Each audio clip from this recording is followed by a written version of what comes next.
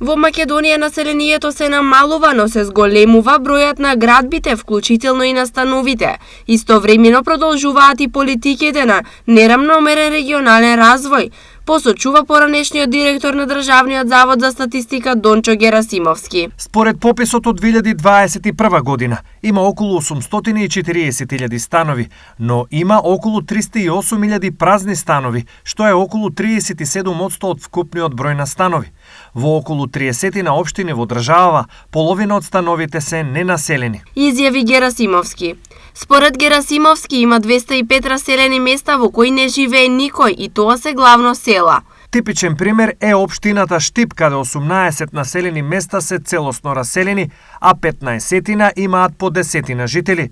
Така, вкупно од 70 до 80% е веќе преселено во градот. Потенцираше Дончо Герасимовски.